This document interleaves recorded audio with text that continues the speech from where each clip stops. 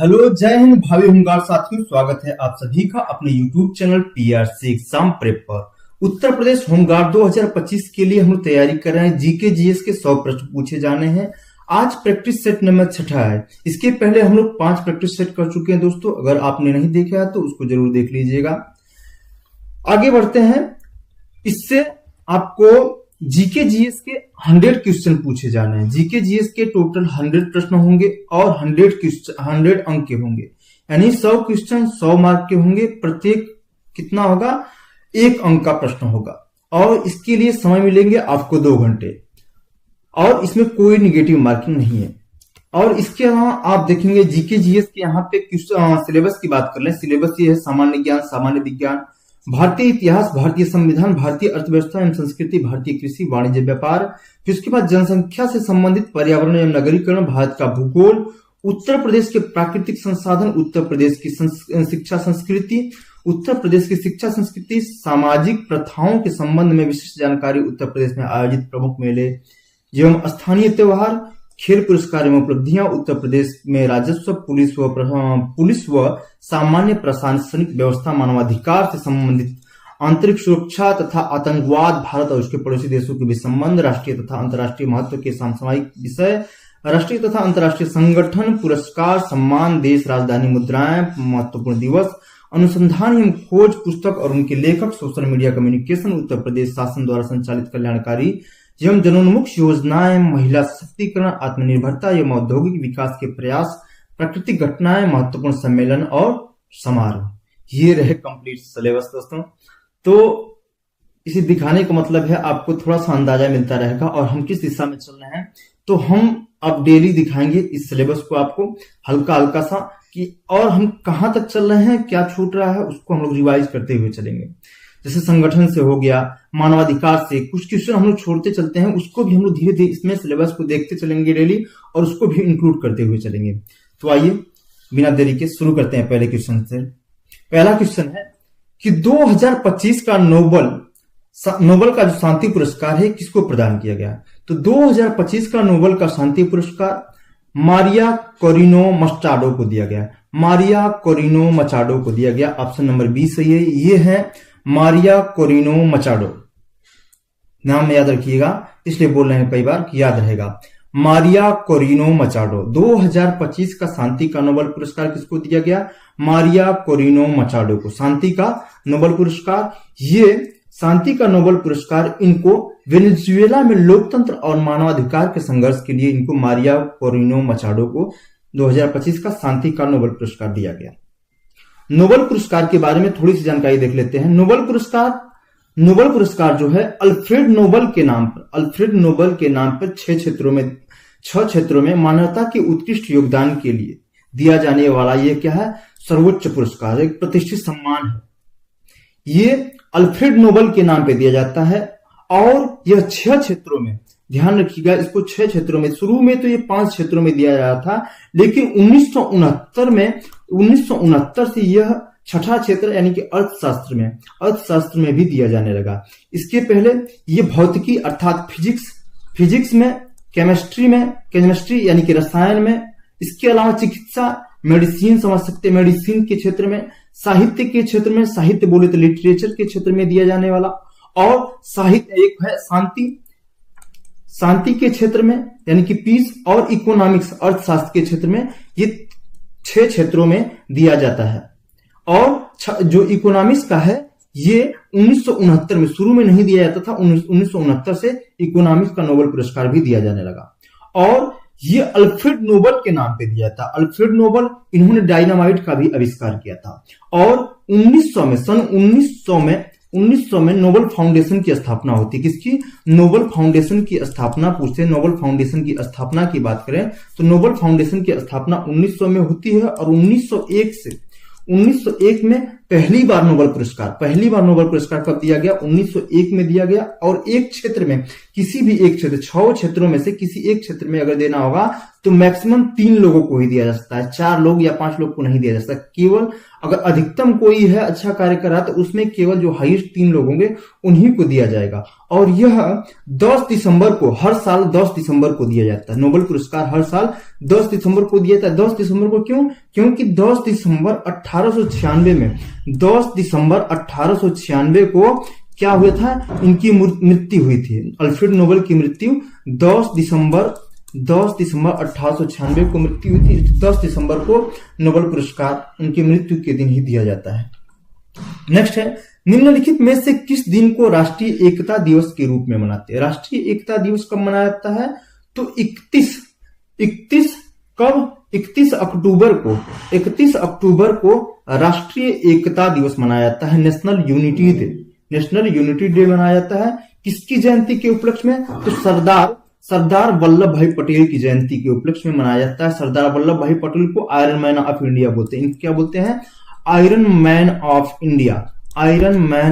India, अर्थात लौह पुरुष इनको बोलते हैं। भारत के लौह पुरुष के रूप में किसको जाना जाता है? सरदार वल्लभ भाई पटेल को। इनकी जयंती के रूप में 31 अक्टूबर को इसे क्या मनाया जाता है? राष्ट्रीय एकता दिवस मनाया जाता है। नेक्स्ट है, मानवाधिकार परिषद निम्नलिखित में से किस वर्ष गठित किया गया? मानवाधिकार परिषद के बारे में पूछा है।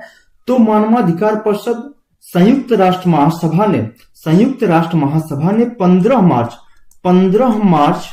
2006 को एक प्रस्ताव पारित करके संयुक्त राष्ट्र मानवाधिकार परिषद का गठन किया। संयुक्त राष्ट्र मानवाधिकार परिषद अर्थात UNHRC यानी कि United nation human right council की स्थापना की। United nation human right council की स्थापना कब हुई? 15 मार्च 2006 को। तो ऑप्शन नंबर सी सही हो जाएगा। यह एक क्या है? अंतर सरकारी निकाय है और इसका मुख्यालय पूछे कि इसका हेडक्वार्टर कहाँ है, तो इसका हेडक्वार्टर है जिनेवा स्विट्जरलैंड में। इसका हेडक्वार्टर कहाँ है? जिनेवा स्विट्जरलैंड में है। और इसका उद्देश्य, स्थापित करने का उद्देश्य क्या है? दुनिया भर में मानवाधिकारों के संवर्धन और संरक्षण को मजबूत करना है।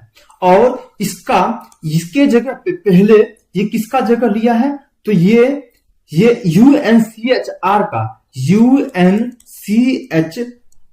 का जगह लिया है। इसकी पहले क्या था? UNCHR अर्थात United nation commission on human rights, इसका स्थान लिया। और इसकी स्थापना हुई थी सन 1946 में। 1946 में इसकी स्थापना हुई थी। उसके बाद इसका नाम बदल के इसके जगह पे क्या स्थापित कर दिया गया? UNHRC यानी कि United nation human rights commission, जिसका मुख्यालय कहाँ है? जिनेवा स्विट्जरलैंड में है। और स्थापना कब हुई थी? 15 मार्च सन 2000 को। ये तो विश्व लेवल पे है। भारत में भी अपना मानवाधिकार है। तो भारत का राष्ट्रीय मानवाधिकार पूछे कि national human rights commission, NHRC national human rights commission, इसकी स्थापना कब हुई थी? तो इसकी स्थापना हुई थी सन 1993 में। जो नेशनल ह्यूमन राइट्स कमीशन है, इसकी स्थापना 1993 में हुई थी। और इसके अध्यक्ष की बात करें तो इसके प्रथम अध्यक्ष कौन थे? तो न्यायमूर्ति रंगनाथ मिश्र। प्रथम अध्यक्ष की बात करें, NHRC पूछा जाता है कि NHRC आपके सिलेबस में भी अभी दिखाया है मैंने कि मानवाधिकार से प्रश्न पूछे, मानवाधिकार जो है कि सिलेबस में है, तो इसको भी ध्यान रखिएगा। तो इसके अध्यक्ष कौन है? तो इसके प्रथम अध्यक्ष थे न्यायमूर्ति रंगनाथ मिश्र। कौन थे? न्यायमूर्ति रंगनाथ मिश्र। और वर्तमान में इसके जो NHRC है, इसके वर्तमान अध्यक्ष कौन है? तो न्यायमूर्ति वी राम सुब्रमण्यम। तो ये इसके क्या है? अध्यक्ष है। और ये जो अध्यक्ष हैं, ये सर्वोच्च न्यायालय के पूर्व न्यायाधीश हैं। नेक्स्ट क्वेश्चन की बात करें, मानव शरीर का कौन सा अंग इंसुलिन का स्रावण करता है? इंसुलिन का स्रावण कौन सा करता है? पैनक्रियाज करता है, यानी कि अग्नाशय करता है। इंसुलिन का स्रावण कौन करता है? अग्नाशय करता है। इंसुलिन की खोज किसने की? पूछा जाता है कि इंसुलिन की खोज किसने की? तो बैटिंग एवं वेस्ट ने इंसुलिन की खोज की थी। बैटिंग एवं वेस्ट ने इंसुलिन की खोज की थी। इंसुलिन और अग्नाशय जो इंसुलिन का स्रावण करता है, इसके बारे में जान लेते हैं कि अग्नाशय एक पत्तीनुमा आकृति की संरचना होती है और यह अमाशय के नीचे स्थित होता है और यह मानव शरीर की दूसरी सबसे बड़ी ग्रंथि है। पहली सबसे बड़ी ग्रंथि है यकृत, उसके बाद अग्नाशय आता है। दूसरी सबसे बड़ी ग्रंथि कौन है? अग्नाशय ग्रंथि है और इसको मिक्स ग्लैंड बोलते हैं, मिश्रित ग्रंथि इसको बोलते हैं, क्योंकि ये इंडोक्राइन और एक्सोक्राइन दोनों है, तो इसलिए इसको मिक्स ग्रंथि यानी कि मिश्रित ग्रंथि भी बोलते हैं, ये ध्यान रखिएगा। और मानव शरीर में अग्नाशय जो इंसुलिन का स्रावण करता है, विशेष रूप से अग्नाशय में मौजूद जो लैंगरहैंस की दीपिकाएं होती हैं, इन लैंगरहैंस की दीपिकाओं की बीटा कोशिकाओं द्वारा यह स्रावित होता है। किसकी? लैंगरहैंस की क्या बोलते हैं? लैंगरहैंस की दीपिकाओं की जो बीटा कोशिकाओं हैं उसके द्वारा इसका श्रवण किया जाता है, तो इसको ध्यान रखेंगे। नेक्स्ट क्वेश्चन है, केंद्रीय विश्वविद्यालय बाबा साहब भीमराव अंबेडकर विद्या विहार किस शहर में स्थित है? तो ये है लखनऊ में स्थित है। कहां पे है? लखनऊ में स्थित है। कहां पे? लखनऊ में स्थित है। इसका परिसर जो है विद्या विहार रायबरेली रोड लखनऊ में स्थित है। और इसकी स्थापना पूछे कि इसकी स्थापना कब हुई थी, तो इसकी स्थापना की बात करें तो इसकी स्थापना हुई थी 1996 में।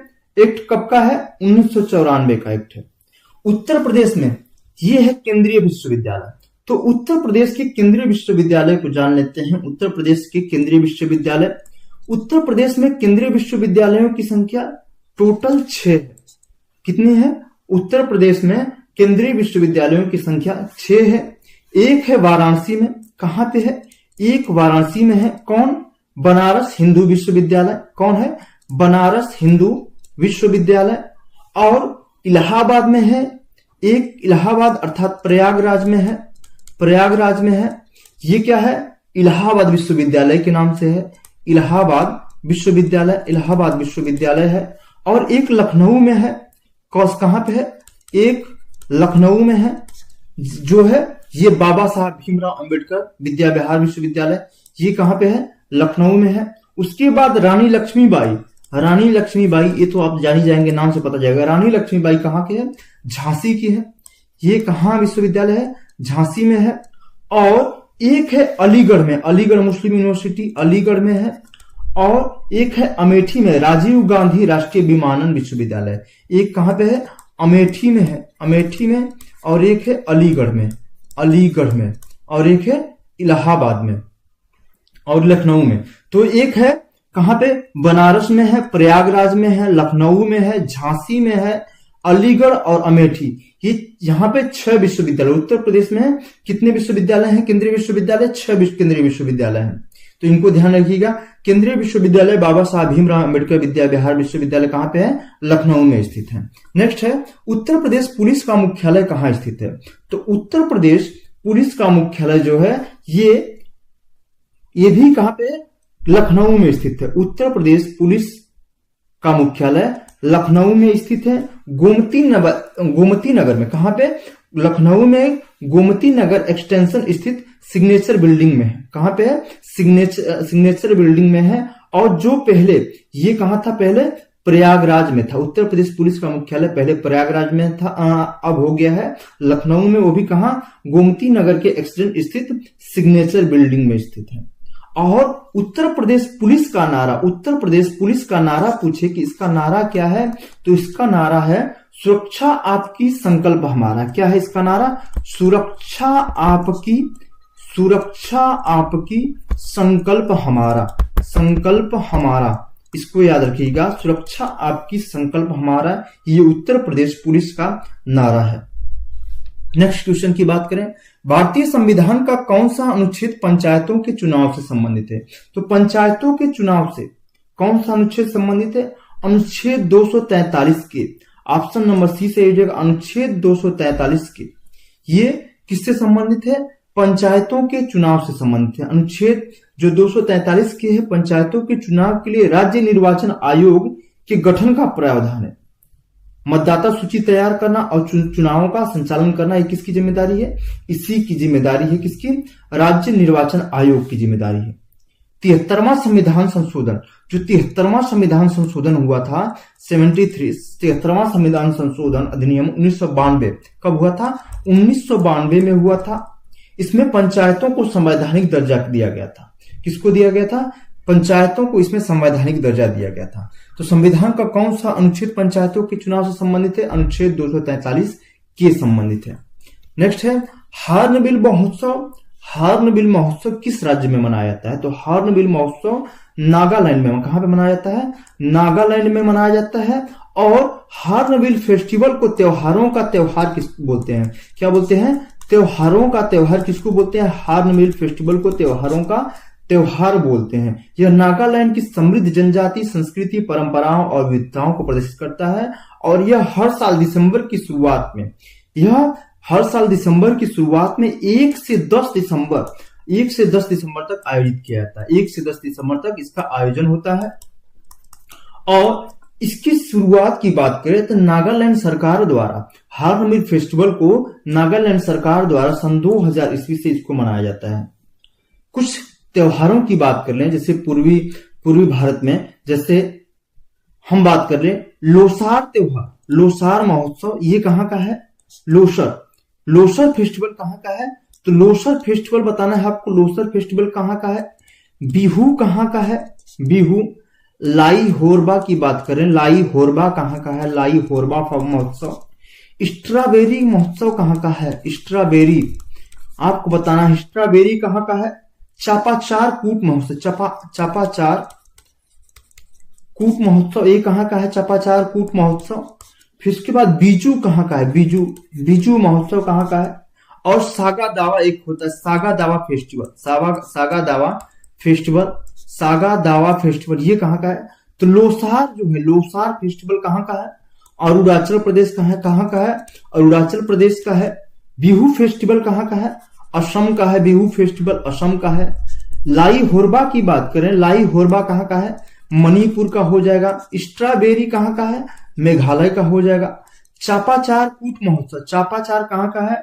ये चापाचार कहां का है? मिजोरम का है। चापाचार मिजोरम का है। और बीजू फेस्टिवल कहां का है? त्रिपुरा का है। बीजू फेस्टिवल की बात करें तो ये त्रिपुरा का है। और सागा दावा फेस्टिवल, जो सागा दावा फेस्टिवल है, ये कहां का है? तो ये सिक्किम का है। कहां का? सिक्किम का फेस्टिवल है, याद रखिएगा। सागा दावा फेस्टिवल सिक्किम का। लोसर कहां का? अरुणाचल प्रदेश का। बिहू असम का। लाई होरबा मणिपुर। स्ट्रॉबेरी फेस्टिवल मेघालय का है। चापाचार कूट मिजोरम का है। बिजू फेस्टिवल त्रिपुरा का है। और सागा दावा सिक्किम का है। तो यहाँ पे हॉर्नबिल फेस्टिवल पूछा था, ये नागालैंड का है। त्योहारों का त्योहार बोलते हैं। 1 से 10 दिसंबर तक इसका आयोजन किया जाता है और 2000 से इसकी हॉर्नबिल फेस्टिवल को मनाया जाता है। और ये हॉर्नबिल जो महोत्सव जो है एक पक्षी के नाम पर, हॉर्नबिल पक्षी के नाम पर रखा गया है। तो इतनी चीजें इसे ध्यान रखिएगा। नेक्स्ट है विटामिन B7 का रासायनिक नाम पूछा है कि विटामिन B7 का रासायनिक नाम क्या है। तो विटामिन B7 आते हैं इस पे। अभी विटामिन बी कॉम्प्लेक्स होता है। विटामिन बी कॉम्प्लेक्स 8 अलग अलग विटामिनों का समूह होता है। 8 अलग अलग विटामिनों का समूह होता है। ये सभी जो होते हैं, जो vitamin B1, B2, B3, B5, B6, B7, B9, B12, ये सभी शरीर को ऊर्जा प्रदान करते हैं और लाल रक्त कोशिकाओं का निर्माण और तंत्रिका तंत्र को स्वस्थ रखने में सहायता करते हैं। तो आइए एक एक क्रम में इसका रासायनिक नाम देख लेते हैं। जैसे B1, टोटल बी कॉम्प्लेक्स कितने होते हैं? बी कॉम्प्लेक्स की संख्या कितनी है? 8 है। विटामिन बी कॉम्प्लेक्स 8 है, जिसमें विटामिन B1 जिसका रासायनिक नाम हो जाएगा थायमिन। विटामिन B1 का रासायनिक नाम थायमिन। B2 का रासायनिक नाम क्या हो जाएगा? राइबोफ्लेविन हो जाएगा, राइबोफ्लेविन। विटामिन B3 होता है एक, विटामिन B3 का रासायनिक नाम क्या होगा? निकोटिनामाइड या नियासिन बोलते हैं। तो निकोटिनामाइड या फिर इसको क्या बोलते हैं? नियासिन बोलते हैं। नियासिन इसका रासायनिक नाम हो जाएगा।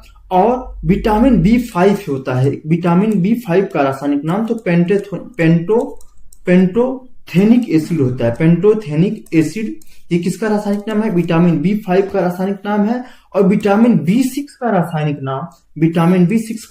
नाम पायरिडॉक्सिन होता है।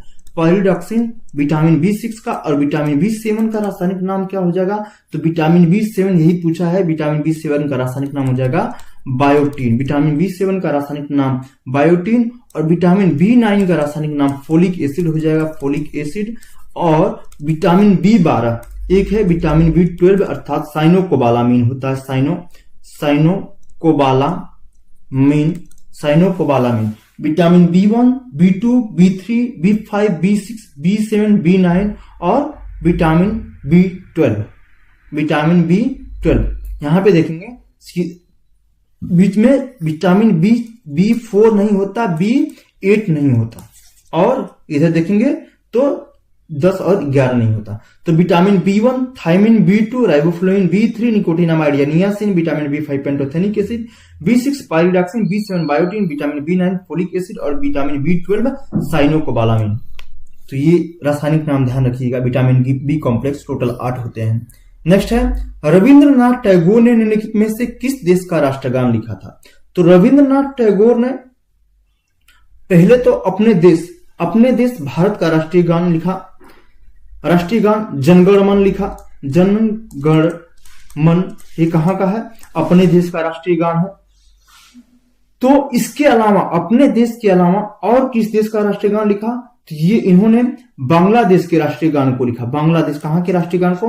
बांग्लादेश के राष्ट्रीय गान को 1905 में लिखा था। 1905 में अमार सोनार बांग्ला, अमार यहां का राष्ट्रीय गान क्या है? अमार सोनार बांग्ला, अमार सोनार बांग्ला। ये कहां का राष्ट्रीय गान है? बांग्लादेश का राष्ट्रगान है। और रविन्द्रनाथ टैगोर के बारे में थोड़ा सा और जान लेते हैं। रविन्द्रनाथ टैगोर को 1913 में इनको 1913 में इनकी कृति 1913 में इनकी कृति गीतांजलि के लिए इनको साहित्य का नोबेल पुरस्कार मिला था। और ये नोबेल पुरस्कार पाने वाले प्रथम भारतीय और गैर यूरोपीय व्यक्ति भी है। तो प्रथम भारतीय बहुत पूछा जाता है कि नोबेल पुरस्कार पाने वाले प्रथम भारतीय, तो रविंद्रनाथ टैगोर हो जाएंगे। इनको 1913 में इनकी कृति गीतांजलि के लिए साहित्य का नोबेल पुरस्कार मिला था। नेक्स्ट है उत्तर प्रदेश की प्रथम महिला मुख्यमंत्री कौन थी? तो उत्तर प्रदेश की प्रथम महिला मुख्यमंत्री कौन हो जाएंगी? सुचेता कृपलानी हो जाएंगी। सुचेता कृपलानी 1963 से 1967 तक रही प्रथम महिला मुख्यमंत्री। उत्तर प्रदेश की प्रथम महिला मुख्यमंत्री सुचेता कृपलानी हो जाएंगी। और उत्तर प्रदेश की पहली महिला राज्यपाल, उत्तर प्रदेश की पहली महिला राज्यपाल की बात करें तो पहली महिला राज्यपाल हो जाएंगी सरोजिनी नायडू। और पूछे कि उत्तर प्रदेश की पहली दलित महिला मुख्यमंत्री, तो ये मायावती जी हो जाएंगी पहली दलित महिला मुख्यमंत्री। दलित महिला मुख्यमंत्री की बात करें तो ये हो जाएंगी मायावती जी हो जाएंगी। और सबसे अधिक बार ये मुख्यमंत्री पद की शपथ लेने वाली महिला है, 4 बार मुख्यमंत्री रही हैं ये। और इंदिरा गांधी की बात करें तो ये भारत की पहली महिला प्रधानमंत्री। कब? ये भारत की पहली महिला प्रधानमंत्री हैं। ये पहली महिला प्रधानमंत्री थी इंदिरा गांधी। मायावती पहली दलित महिला मुख्यमंत्री, सुचेता कृपलानी पहली महिला मुख्यमंत्री, और सरोजिनी नायडू की बात करें तो पहली महिला राज्यपाल सरोजिनी नायडू हो जाएंगी। नेक्स्ट है मौर्य राजवंश की स्थापना मगध में हुई थी, जो वर्तमान में किस नाम से जाना जाता है? मौर्य राजवंश की स्थापना मगध में हुई थी। मगध को वर्तमान में किस नाम से जानता है? मौर्य राजवंश की स्थापना मगध में हुई थी, जो आज मुख्य रूप से बिहार राज्य के अंतर्गत आता है। किसके? बिहार राज्य के अंतर्गत आता है, जिसमें पाटलिपुत्र अर्थात अब पटना हो गया, पटना और गया के क्षेत्र शामिल थे। यह भारत के पूर्वी गंगा मैदानों का हिस्सा है। मगध प्राचीन भारत का एक शक्तिशाली राज्य हुआ करता था, जो बाद में मौर्य साम्राज्य का केंद्र बना था। तो मौर्य राजवंश की स्थापना मगध में हुई थी, जो वर्तमान में किस नाम से जाना जाता है? तो बिहार राज्य के नाम से जाना जाता है। चंद्रगुप्त मौर्य ने अपने गुरु, इनके गुरु का नाम बात करें, चंद्रगुप्त मौर्य वंश की स्थापना किसने की? तो चंद्रगुप्त मौर्य ने की थी। चंद्रगुप्त मौर्य ने की थी किसकी सहायता से? अपने गुरु चाणक्य जिसका नाम है कौटिल्य की सहायता से। अंतिम नंद शासक घनानंद को हराकर ये मौर्य साम्राज्य की नींव रखा किसने? चंद्रगुप्त मौर्य ने। कौन रखा था? चंद्रगुप्त मौर्य ने। तो मौर्य वंश का संस्थापक कौन हो जाएगा? चंद्रगुप्त मौर्य। नेक्स्ट है शक्ति की इकाई पूछा है। शक्ति की इकाई क्या होती है? तो शक्ति की इकाई, शक्ति किसको बोलते हैं? कार्य करने की दर को, कार्य करने की दर को शक्ति कहते हैं। तो पावर अर्थात शक्ति बराबर कार्य अपान समय अर्थात टाइम, अर्थात वर्क अपान टाइम। कार्य करने की दर को शक्ति कहते हैं। और कार्य का मात्रक, यहाँ पे कार्य का मात्रक क्या होता है? जूल होता है। और समय का मात्रक क्या होता है? सेकंड होता है। समय का मात्रक क्या होता है? सेकंड हो जाएगा। तो ये है शक्ति का फार्मूला, शक्ति बराबर कार्य बटे समय, अर्थात कार्य करने की दर को शक्ति कहते हैं। और कार्य का मात्रक जूल होता है, समय का मात्रक सेकंड होता है। अतः शक्ति का मात्रक क्या हो गया? जूल पर सेकंड। क्या हो गया? जूल पर सेकंड, जिसको क्या बोलते हैं? ये जूल पर सेकंड होता है। ये एक जूल पर सेकंड इक्वल टू, जो एक जूल पर सेकंड होता है, ये किसके बराबर होता है? 1 वाट के बराबर होता है। 1 जूल पर सेकंड 1 वाट के बराबर होता है। तो शक्ति की इकाई जूल पर सेकंड अर्थात वाट हो जाएगी। ऑप्शन नंबर सी सही हो जाएगा। और पूछा जाता है कि अश्व शक्ति, जो मशीनों की शक्ति के लिए हॉर्स पावर का इस्तेमाल करते हैं, जिसको अश्व शक्ति बोलते हैं। पूछा जाता है कि एक अश्व शक्ति बराबर कितना होता है? तो एक अश्व शक्ति कितने वाट के बराबर होता है? 746 वाट के बराबर होता है। एक अश्व शक्ति बराबर 746 वाट। शक्ति की इकाई जूल पर सेकंड अर्थात वाट है। ऑप्शन नंबर सी यहाँ पे सही है। जो कुछ यहाँ पे देखेंगे, जूल किसकी इकाई है? कार्य और ऊर्जा की इकाई जूल होती है। न्यूटन किसकी इकाई है? तो न्यूटन बल का मात्रक न्यूटन होता है। और पास्कल किसकी इकाई है? तो ये दाब की इकाई है, पास्कल। नेक्स्ट है भारत निम्नलिखित में से किस संगठन का सदस्य नहीं है? तो भारत इनमें से किसका सदस्य नहीं है? G20 का सदस्य तो भारत है। BRICS Brazil, Russia, India, China, South Africa, इसका भी सदस्य है। नाटो, बिम्स्टेक, तो BIMSTEC Bay of Bengal initiative for multi sector, इसको पिछले क्लास में बताया था। लेकिन नाटो का सदस्य इनमें से भारत नहीं है। नॉर्थ एटलांटिक, इसका पूरा नाम हो जाएगा नॉर्थ एटलांटिक ट्रीटी ऑर्गेनाइजेशन। क्या है? North Atlantic Treaty Organisation. इसकी स्थापना जो है 1949 में हुई थी। और इसमें 32 देश शामिल है। कितने देश हैं? 32 देश शामिल होते हैं। अपना देश भारत किसका सदस्य है? एक तो G20 का सदस्य, G20 का सदस्य अपना देश भारत है। ब्रिक्स का सदस्य है, BRICS, ब्रिक्स का सदस्य है। बिम्स्टेक का सदस्य है। और इसके अलावा सार्क का सदस्य, SAARC, south Asian association for regional cooperation, तो इन सब का सदस्य भारत है। नेक्स्ट क्वेश्चन की बात करें, अमीर खुसरो द्वारा रचित कविता, अमीर खुसरो के द्वारा रचित एक कविता है, तिलक छाप सब छीनी। छाप तिलक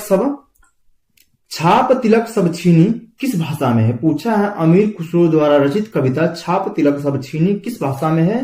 तो ये किसमें है? ब्रज भाषा में। कौन सी भाषा में? ब्रज भाषा में है। अमीर खुसरो अलाउद्दीन खिलजी के दरबारी कवि थे। ये कौन थे? अलाउद्दीन खिलजी के दरबारी कवि थे। और इनको खड़ी बोली का जनक माना जाता है। अमीर खुसरो को खड़ी बोली का जनक माना जाता है। और इनका जन्म की बात करें तो इनका जन्म हुआ था एटा, जिसका अब नाम हो गया है कासगंज। ये पूछ सकता है, यूपी का एग्जाम है, तो कासगंज उत्तर प्रदेश में इनका जन्म हुआ था। अमीर खुसरो का जन्म उत्तर प्रदेश के कासगंज में हुआ था। और इनको खड़ी बोली का जनक बोला जाता है। और इनको खड़ी बोली का जनक क्या बोलते हैं? खड़ी बोली का जनक। और तोता ए हिंद बोलते हैं। क्या बोलते हैं? तोता ए हिंद, अर्थात भारत का तोता किसको बोलते हैं? तो भारत का तोता भी अमीर खुसरो को बोलते हैं। और इसके अलावा अमीर खुसरो ने तबला का आविष्कार, सितार एवं तबला का आविष्कार किया। सितार और तबला का आविष्कार अमीर खुसरो ने किया था। और इनके आध्यात्मिक गुरु का नाम क्या था? हजरत निजामुद्दीन औलिया। तो ये चीजें अमीर खुसरो के बारे में याद रखिएगा। नेक्स्ट है हैबियस कार्पस। अर्थात बंदी प्रत्यक्षीकरण याचिका का अर्थ बताना है कि इसका शाब्दिक अर्थ क्या है। तो हैबियस कार्पस अर्थात बंदी प्रत्यक्षीकरण, हैबियस कार्पस एक लैटिन शब्द है जिसे हिंदी में क्या बोलते हैं, बंदी प्रत्यक्षीकरण बोलते हैं। और इसका मुख्य उद्देश्य क्या है कि व्यक्तिगत स्वतंत्रता की रक्षा करना, अर्थात व्यक्तिगत स्वतंत्रता की रक्षा करना। इसका कार्य होता है, जो हैबियस कार्पस है इसमें है कि यदि किसी व्यक्ति को अवैध रूप से पुलिस या किसी अन्य व्यक्ति के द्वारा हिरासत में ले लिया गया है तो न्यायालय हैबियस कार्पस रिट जारी करता है। इसका आदेश होता है कि बंदी बनाया गया व्यक्ति जो है उसको न्यायालय के सामने पेश किया जाए ताकि उसकी हिरासत की वैधता की जांच की जा सके। अर्थात व्यक्ति को जिसको की बंदी बनाया गया है उसको शरीर सहित यानी कि जैसे है उसको वैसे लाके न्यायालय में प्रेजेंट करना होता है। तो शरीर को टू हैव द बॉडी यानी कि शरीर को प्रस्तुत करना।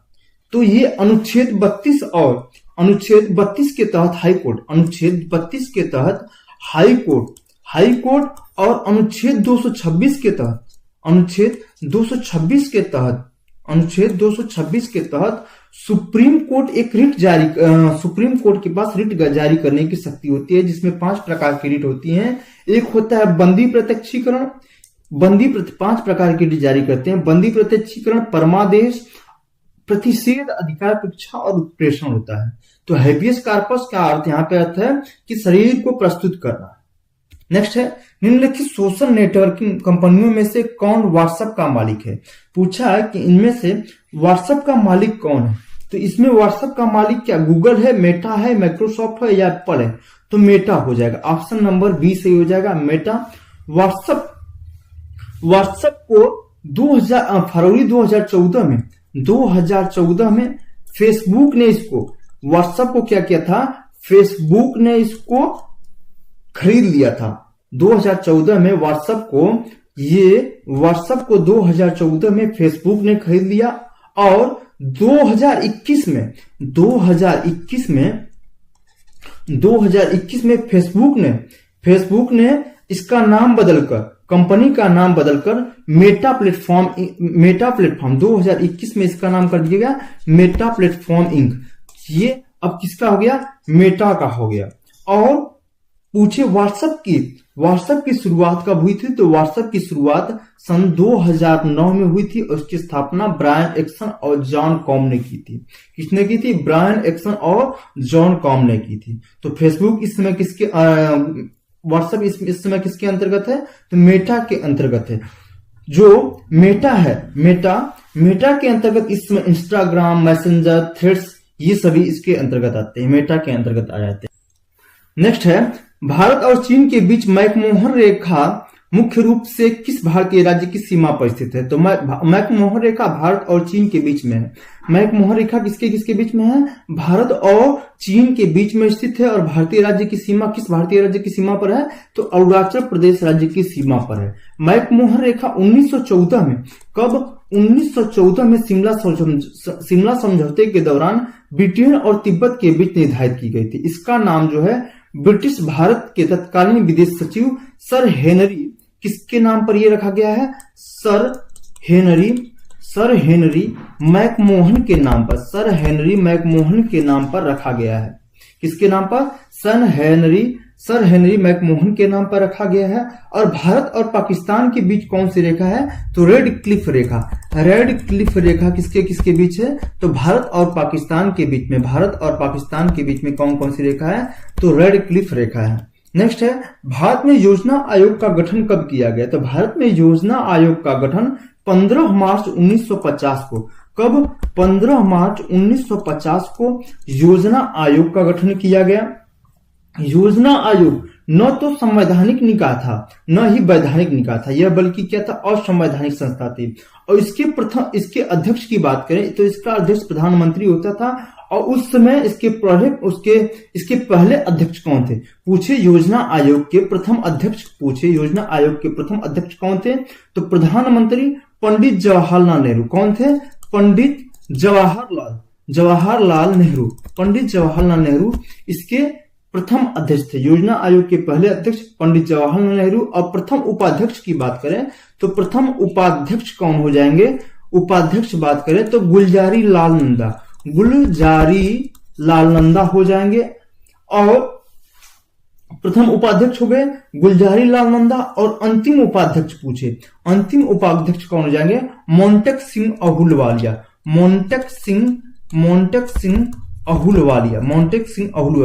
योजना आयोग का गठन 15 मार्च 1950 में हुआ और इसके पहले अध्यक्ष पंडित जवाहरलाल नेहरू। प्रथम उपाध्यक्ष की बात करें तो गुलजारी लाल नंदा और अंतिम उपाध्यक्ष मोंटेक सिंह अहलूवालिया। क्योंकि ये इसके जगह पे ये खत्म हो गया कब? 31 दिसंबर 2014 को। 31 दिसंबर 2014 को इसको प्रधानमंत्री ने इसको खत्म कर दिया और इसके जगह पे नीति आयोग आया। NITI Aayog national institution for transforming India. NITI Aayog आया 1 जनवरी पूछे नीति आयोग की स्थापना कब हुई? तो 1 जनवरी 2015 को, यानी कि ये खत्म हुआ फिर ये आया। तो 1 जनवरी 2015 को नीति आयोग आया। इसका फुल फॉर्म पूछा जाता है national institution for transforming India, जो कि अब एक थिंक टैंक के रूप में कार्य करता है। और इसका मुख्यालय की बात करें तो इसका मुख्यालय कहाँ पे है? नई दिल्ली में इसका मुख्यालय है। और इसके अध्यक्ष की बात करें तो प्रथम अध्यक्ष कौन हो जाएंगे? वही इसके अध्यक्ष कौन होते हैं? प्रधानमंत्री होते हैं। और प्रथम प्रधानमंत्री कौन? मोदी जी हो जाएंगे। प्रथम प्रधानमंत्री मोदी जी हो जाएंगे। और प्रथम उपाध्यक्ष की बात करें तो अरविंद पनगड़िया। प्रथम उपाध्यक्ष की बात करें तो इसके हो जाएंगे नीति आयोग के प्रथम उपाध्यक्ष अरविंद पनगड़िया। तो इतनी चीजें योजना आयोग और नीति आयोग से ध्यान रखिएगा। नेक्स्ट है, गांधी जी ने किस एक मात्र कांग्रेस अधिवेशन की अध्यक्षता की थी? कांग्रेस अधिवेशन की अध्यक्षता तो इंडियन नेशनल कांग्रेस यानी कि भारतीय राष्ट्रीय कांग्रेस की स्थापना, थोड़ा सा इसके बारे में जानते हैं। तो इंडियन नेशनल कांग्रेस की स्थापना 28 दिसंबर 1885 ईस्वी को किसके द्वारा की गई? संस्थापक A.O. ह्यूम के द्वारा। A.O. ह्यूम के द्वारा की गई। A.O. ह्यूम के द्वारा इसकी स्थापना की गई। और इसका प्रथम अधिवेशन पूछे कि इसका प्रथम अधिवेशन कहां पे हुआ?